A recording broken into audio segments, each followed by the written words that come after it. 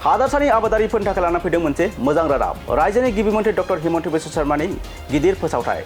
माखासे मोनथावना आबादारिफोरा मोननो हागोन 11,000 रां अनसुंथाइ।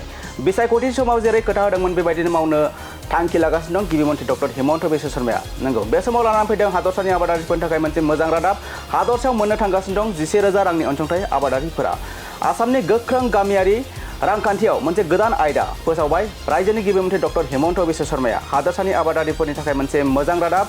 आबादारिफोरा आबाद फसल दिहुनथायनि सायाव बिथा खालामनानै खमसिन हेफाजाब बेसेनखौ मोननो हागोन सरकारनिफ्राय।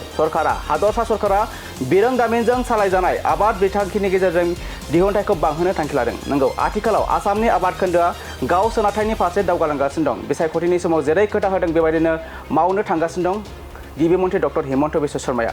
हादरसानि आबादारिफोरा 11,000 रां अनसुंथाइ मोनगोन सरकारनिफ्राय। आबादारिफोरनि थाखाय फसल दिहुनथायनि मुलाम्फाफोरा सोलिबाय थागोन। आबादारिफोरनि इयुनखौ रैखाथि होगोन हादरसा सरकारा। आबादारिफोरा ना फिसिनाय, गाइखेर दिहुननाय, बोरमा फिसिनाय, अमा फिसिनाय, हांसो दाउ फिसिनायजों गावनो गसंथानो हानाय गामिफोरखौ गोख्रों खालामनायनि थांखि लादों हादरसा सरकारा। नंगौ, आसामाव आबादारिफोरनि थाखाय मोजां रादाब। माखासे मोनथावना आबादारिफोरा मोननो हागोन 11,000 रां सरकारनि अनसुंथाइ। बिसायख'थिनि समाव जेरै खोथा होदों बेबायदिनो मावनो आवगायगासिनो दं रायजोनि गिबि मन्थ्रि डक्टर हिमन्त बिश्व शर्माया।